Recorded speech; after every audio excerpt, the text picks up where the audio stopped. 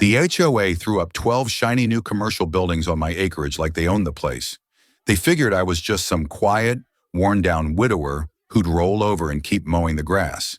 They tore out my old split-rail fence, scraped up the stone circle where my wife's rose bush used to bloom, and they smirked when I pulled out my deed. Their lawyer called me sentimental. The president, folks in our part of town called her HOA Karen, and she wore that name like a sash, told me I was confused about the annexation. So I did the one thing they never expected. I shut my mouth. I watched them pour the slabs and string the lights. I watched them staple permits in the windows and shake hands for the cameras. I let them cut their big red ribbon and slap each other on the back, because every nail they drove was one more click on the trap I'd already set, hidden in the one piece of paper they were too full of themselves to check. Where are you watching from? Drop your city down in the comments. I like knowing who's here with me. And if you've ever had an HOA push you around, go on and hit that like button, tap subscribe, and ring the bell. This one's for every homeowner who ever got told to hush up and pay the fine. I'll tell you how it started. My name's Jack Callahan. I'm a retired lineman, 69 years old, knees that predict the rain better than the weatherman, and a house that backs up to 5 acres my dad scraped and saved to buy back when a dollar had a backbone. My wife Ellie passed 4 years ago. I kept her rose bush and her bench under a pin oak where the creek bends. On quiet evenings, I'd sit there and listen to the water and feel like she was still close. There's a fence back there that I put in with my brother one summer, straight as a hymn. It's not fancy, it's mine. The morning this mess got rolling, I woke to a sound I felt in my teeth, metal chewing wood. I shuffled to the kitchen, lifted the blinds, and saw a backhoe grinning at me like a yellow bulldog, its big jaw clamped around my fence. The operator wore a bright vest and earbuds. He bobbed his head like he was at a concert while he popped the rails off and dropped them in a pile. Behind him stood a young man in a crisp polo with an HOA logo. He had a clipboard, a watch that cost more than my first car, and a smile that didn't reach his eyes. He made a little check mark each time a fence post fell. There were trucks, there were cones, there were those plastic flags fluttering in the grass like they were laying out a parade route on my land. I took my deed out of the cookie tin where I keep the important things: warranty papers, Ellie's church program from the last Christmas we sang together, and I walked straight across the yard. I didn't change out of my slippers. The morning air had that fresh snap, but there was something hot rising through my ribs. I'm not much for yelling. I've found a slow walk with your shoulders back says plenty. The young man with the clipboard turned when I got close. He held out a palm to stop me like we were on some game show. "Sir, you can't be over the line," he said. "Construction area." "Whose line?" I asked. He blinked. "The association's, of course. We annexed this parcel last year. Commercial overlay, big improvement for the neighborhood." "Son," I said, "you're taking down the fence my brother and I set when presidents still wore ties to ball games. And you're on my acreage." He gave me a smile that had training behind it. "If you have concerns, you can schedule a meeting." But we're on a tight timeline. Phase 1 needs to be poured by Friday. I lifted my deed. "Let me save you a meeting." That boy didn't even read it. He glanced, skimmed, and handed it back like I'd shown him a diner menu. "You'll want to talk to Miss Reeves," he said. "Our HOA president." He put a little syrup in his tone for that last part, like I was supposed to be impressed. "She can explain the annexation." Of course, Miss Reeves had a different name in the neighborhood. Folks had been calling her HOA Karen since the second meeting she ran. She liked rules. She liked the sound her gavel made when it smacked the table. And she liked to smile with her teeth, but not her eyes. I knew her. Not personally, thank the Lord. But I'd seen her at meetings, schooling folks on mailbox styles and allowed porch decor. She ran the board like a little kingdom. I called the number on the sign. "You're on my land," I said when she picked up. "Mr. Callahan," she purred. "You're confused. The board approved annexation, and the county recorded it. You should be proud. We're lifting property values. You tore out my wife's roses." "That plant was not approved," she said. "We have uniform landscaping guidelines." "My wife's name was Ellie," I said, and I pressed my tongue against my teeth to keep from saying the next words I was thinking. And that was her bench. "You'll love the plaza," she said, talking right past me. "Yoga, dentist, smoothie bar, little pocket park. A better use for that brambly lot than weeds and snakes, wouldn't you agree?" Then she cut the line. I stood there in my slippers, staring at the blue sky, at the raw dirt where the fence posts had been. Fear came first, sharp and thin. It ran its cold hands over my back. Then the heat returned, anger with a steady pulse. I went inside, pulled on my work boots, grabbed the deed, and drove to the county office. The clerk behind the glass wore readers low on her nose and had a gravel voice I liked right away. I slid my paper through the slot and told her what I'd seen. She typed, clacked, hummed. "Your deed's clean," she said. "Been clean since 1984. No liens, no easements, no transfers." "What about an annexation?" I asked. She frowned, typed some more, pulled up an image. "There is a filing here," she said slowly. "Annexation overlay by the Brighton Ridge Homeowners Association." She squinted. "That's odd." "What's odd?" She turned the monitor so I could see. There was a stamped page with numbers and a seal. There was a little square with a signature from a surveyor I didn't recognize. There was a plat that looked like my property, but drawn with a different hand. The odd part was the signature, so smooth it looked traced. I'm no lawyer, but I've signed enough things in my life to know the difference between pen on paper and a font pretending. With my fingertip, I traced the loops. "That looked like a real signature to you?" I asked. She pursed her lips. "I'm not allowed to make that call," she said. "But if you wanted to request a certified copy, and if you wanted to talk to the surveyor's board, they might have questions." "Can I get the whole packet?" I asked. "Every page they filed." She printed, stamped, and slid me a stack thick enough to thump. "If it were me," she said, voice low, "I'd get a real survey in a hurry. The kind with iron pins and phone calls for witnesses." I called my old friend from the yard, Gus Ramirez. We laid cables side by side back when your back could take a day like that and still want to play ball after. Gus went back to school in his 50s to become a licensed surveyor. He knows dirt like a doctor knows veins. He doesn't say much, but when he does, you can stake your life on it. We walked my boundary with his gear. He sank pins, he marked trees, he matched my deed to the earth under our boots. He even found 2 old rebar sticks that my dad had driven half a century ago and grinned like a boy when he did. Then we took the HOA's pretty little plat and laid it over the real one to see what didn't match. It wasn't just a corner. It wasn't a foot. Gus set a clear plastic overlay on my workbench in the garage and weighted the corners with old coffee mugs. "Jack," he said softly, "they built the heart of that plaza dead center on your land." I went quiet. It wasn't the gotcha thrill that lit me up. It was something steadier. My father used to say, "When folks take what isn't theirs, you don't scream. You fix it." I looked at the overlay and I thought about Ellie's bench. I thought about the way HOA Karen's voice slid around my wife's name like it was disposable. And I decided I'd fix it. If you're picturing me storming a board meeting with a bullhorn, that's not how we do it at my age. You learn to play a longer game. I made copies, certified copies. I put the originals in a fireproof box. I found a good lawyer, not the billboard kind. Her name's Naomi Pierce, calm woman, hair always pinned neat. She reminded me of the nurses who kept Ellie comfortable near the end. Steady, exact, no fluff. Naomi looked at the deed, at Gus's notes, at the annexation filing, and her eyes got that narrow look like a hawk that spotted something in the grass. "They'll posture," she said. "They'll bluster. Then they'll either fold or do something stupid." "What do I do?" I asked. "You let them finish," she said. "I had already planned to. There's a certain power in silence if you use it right." I mowed my front yard, waved to my mail lady, and let the back look ragged, like I'd given up. The HOA liked that. It made them bold. I got a letter with heavy paper and a gold seal inviting residents and stakeholders to the grand opening of the Oak Ridge Commons.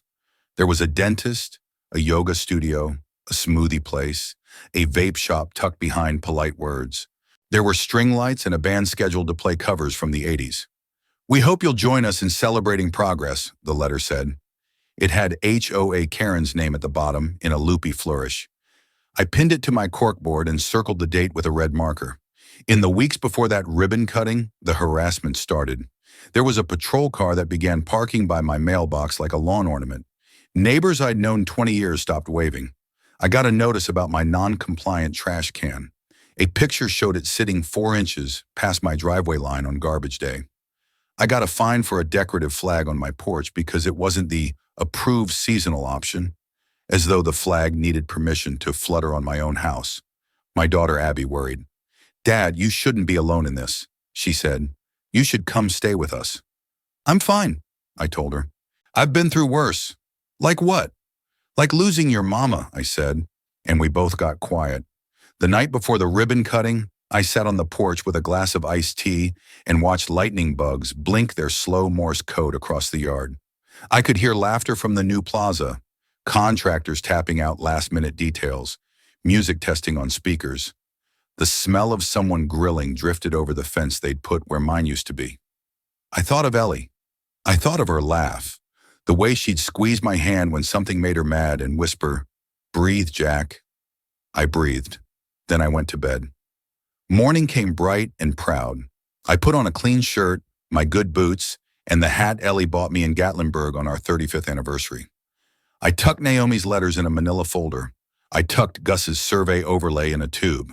I tucked my deed, old paper with dark ink that still smells like a courthouse, into a clear sleeve. Then I walked. The whole neighborhood was out. Children with balloons, people in sunglasses.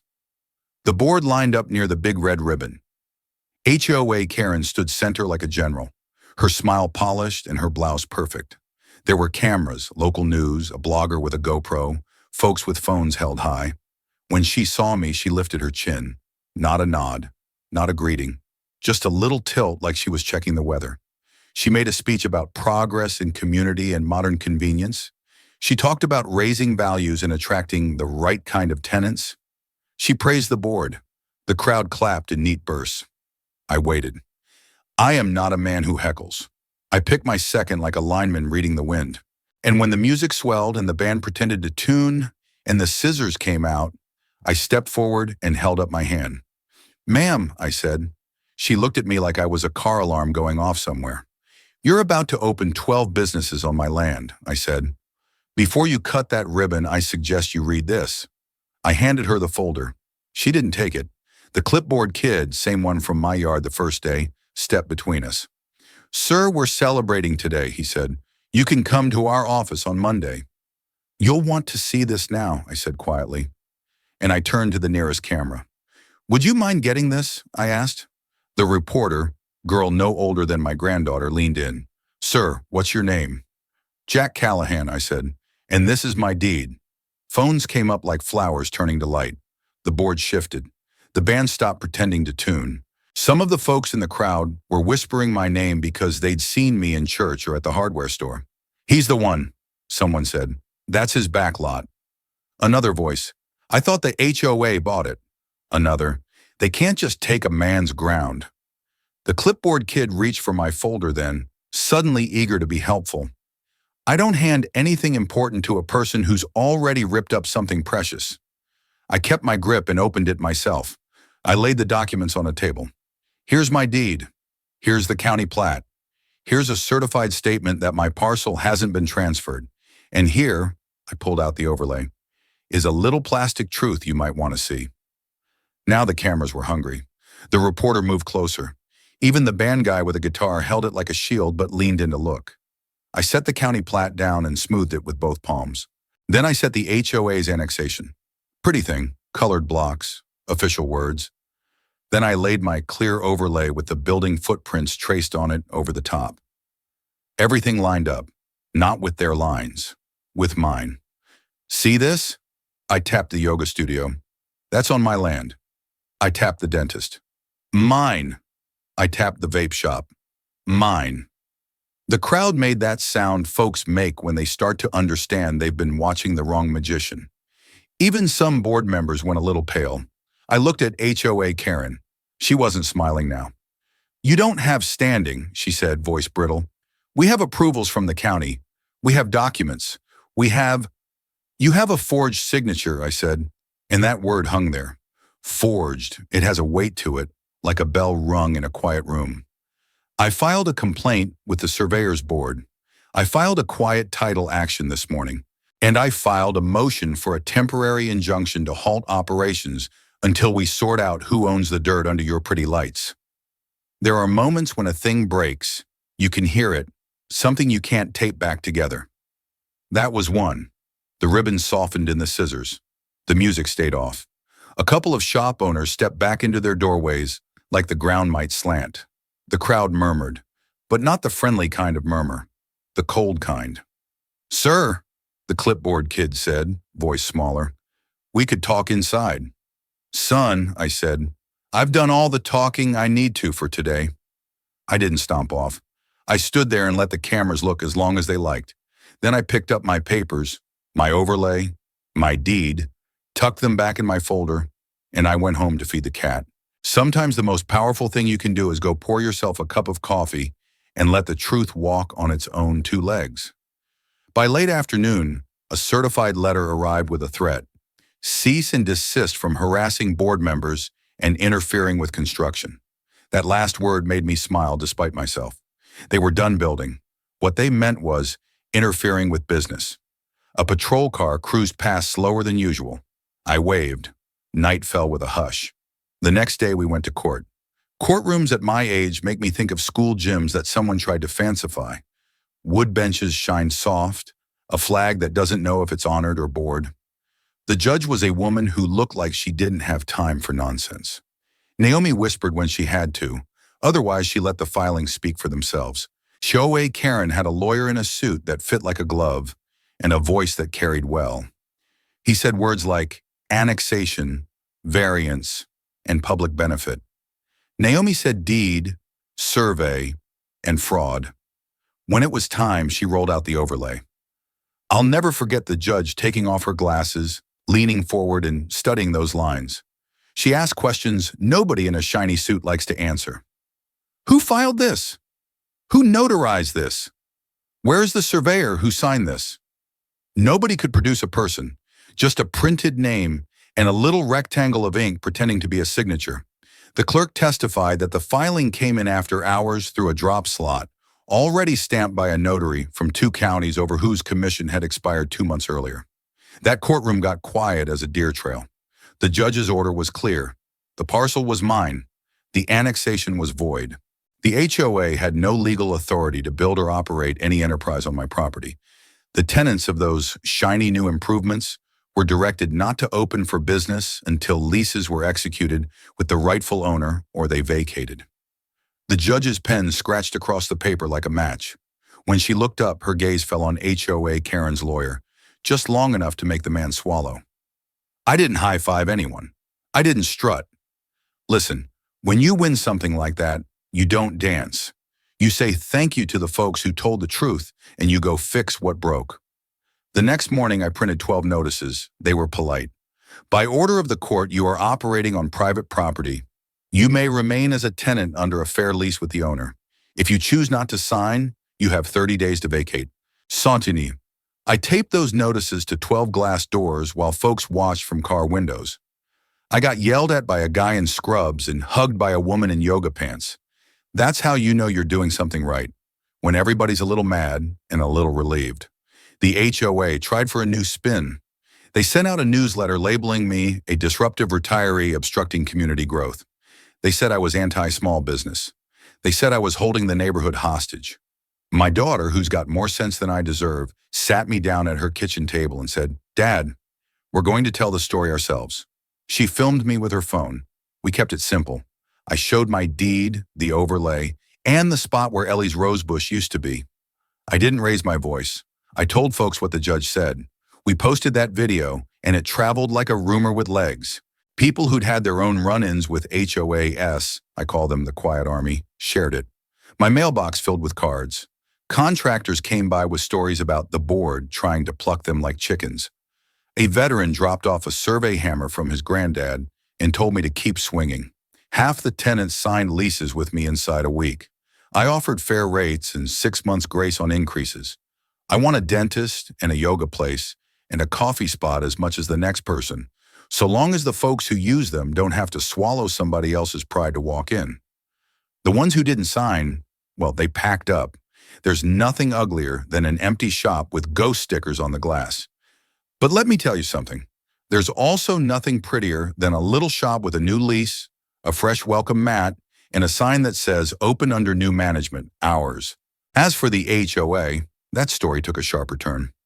Naomi filed a second suit naming the board members personally, yes, even HOA Karen, for the forged filing and the money they'd moved around to make this thing happen. The insurance carrier that usually covers board mistakes took one look at the word fraud and backed away like a cat from a bathtub. You could hear the resignations popping like popcorn. That clipboard kid, he put his house up for sale and moved 3 streets over, where there isn't an HOA at all. I almost felt bad until I remembered him ticking off the fence posts like a scorecard. The county opened an investigation. I didn't ask for that. Some wheels turn all on their own when you stop oiling them with your silence. Our neighborhood had a meeting in the park because nobody trusted the clubhouse anymore. It was half potluck, half town hall. People who'd been quiet for years stood up and told stories about fines that didn't feel right, about inspections that looked like intimidation, about letters that arrived at dinner time demanding money for a rule nobody had voted on. We're not children. We're grown adults with mortgages, memories, and the right to grow petunias without a permission slip. We elected a reform slate for the board, folks who listen, not folks who lecture. The first thing they passed was a rule with my name on it. No annexation or rezoning without unanimous homeowner approval and independent county verification. They called it the Callahan Rule. I told them I didn't need my name on anything except Ellie's bench, but I reckon it's good for other folks to remember how this almost went. Speaking of Ellie's bench, I built a new one. I went down to the lumber yard and picked out oak boards that felt strong as an oath. I planed and sanded till they were smooth as a prayer. I set that bench back by the pin oak where the creek bends. I planted a rose bush from a cutting my daughter took off the one that had been bulldozed. I sat down, and for the first time in months, the quiet felt like a gift again. Does the story end there? In this life, not much ends neat. A black SUV rolled up to my curb a week later. 2 men got out in suits that somehow looked more expensive than the last lawyers. They said they represented Brighton Ridge Development. They wanted to make me a generous offer for my 5 acres and the plaza they'd accidentally financed for me. You ever get an offer so big it's almost an insult? I looked at those men and thought of my father's hands, the ones that signed the first deed. I thought of Ellie. I thought of neighbors with kids who like to walk to the coffee shop now. I told them no, kindly but final. One of the men got a little hot beside the ears and used a word I won't repeat in polite company. I didn't engage. I asked them to leave my property. They did. A week after that, a white envelope slid under my door. Notice of appeal, it said in red. The HOA, what was left of it, had hired a new lawyer who felt like he could climb the hill again with different shoes. We went back to court. We laid out the same lines. Truth is patient. The appeals court affirmed the first ruling in language so clear I could have carved it on a fence post.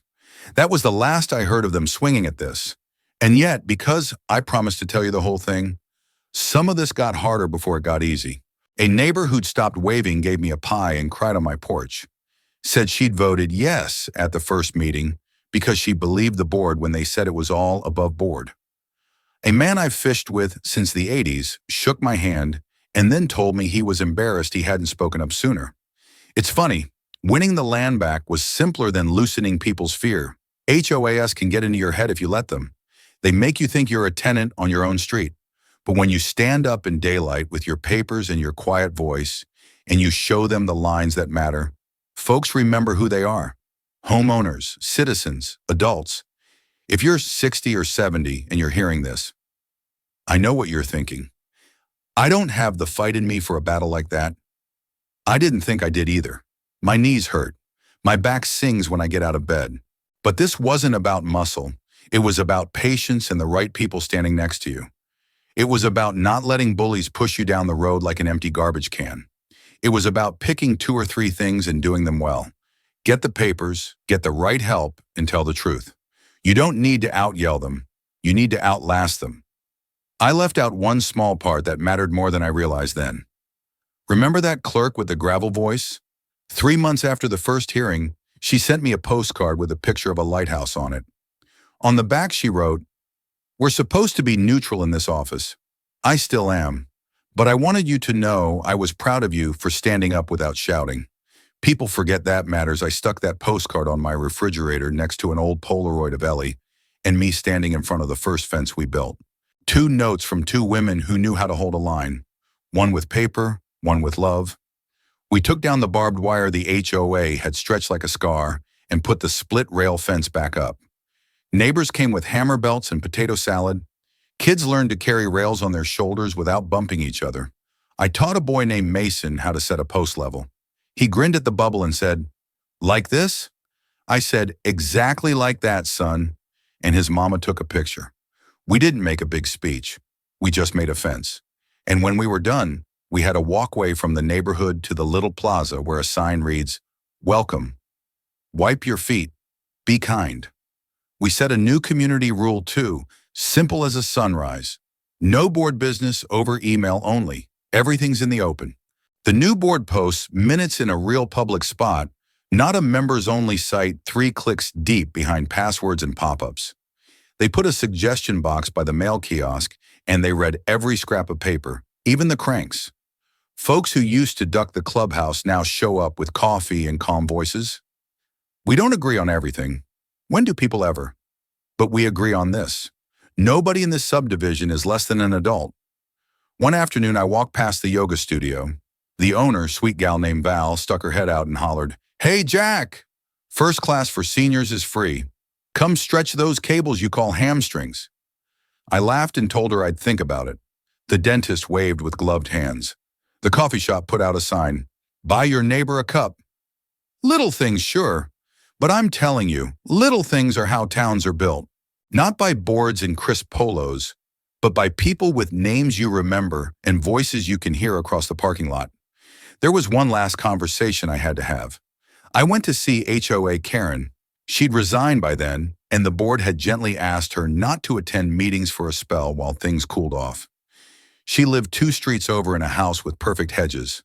She opened the door like she expected a fight. I didn't bring one. "Ms. Reeves," I said, using her name because I try to keep my side of the street clean, "I came to say this. I don't hate you. I hate what you did. That's different." She looked surprised. Then she got defensive, then tired. "I thought I was doing something good," she said. "Property values. Safety. We needed a clean look. We needed services." "Those can be good," I said, "but not when they're stolen. You can't lay a pretty table with plates you took from your neighbor's cupboard. It'll look fine until someone asks where the dishes came from." She looked past me at the oaks in her yard. "I got carried away," she said. "Most of us do," I told her. "That's why we need each other.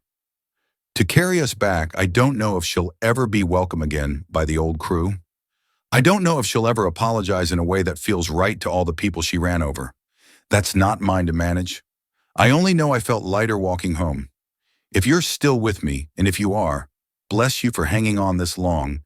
You might be wondering, what should I do if this comes to my street? I'll tell you what I told the kids at the hardware store when they asked me to give a talk, and what I tell myself when I pour coffee in the morning. Keep your papers where you can find them. A deed isn't just ink. It's the line between you and the night. Know your boundaries, the real ones, in the dirt, not just the ones on a glossy flyer. Don't let fear make you lonely. Find a Gus. Find a Naomi. Find the clerk with the gravel voice who tells you how to do it right without telling you what you want to hear. Be kind until it's time not to be, and even then be clear. Record what matters. If they push you, don't shove back. Step to the side and let the truth walk. It's slower than a rumor, but it's heavier. Rumors blow away. Truth sits down and stays put.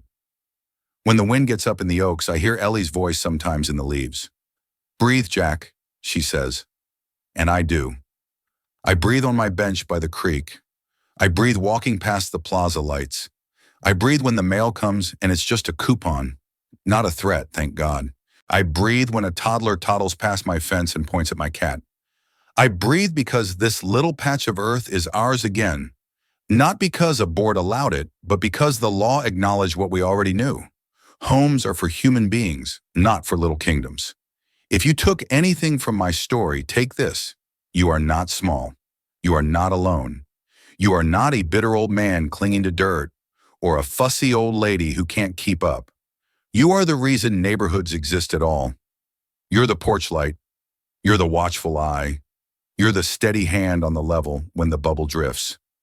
Now, if you can humor an old fellow one more time, tell me where you're watching from. I like to picture the map in my head. Leave your town in the comments, and if this helped you, hit like so this story travels a little farther and lands where it's needed. Subscribe if you want more plain talk about standing your ground without losing your soul. I'm not done telling what I've learned. And if some board somewhere thinks about pouring concrete on another man's bench, I hope they remember this tale and put the shovel down. Because friends, a trap made of paper is still a trap. And every nail they drive into stolen ground makes the snap that much louder when it finally springs.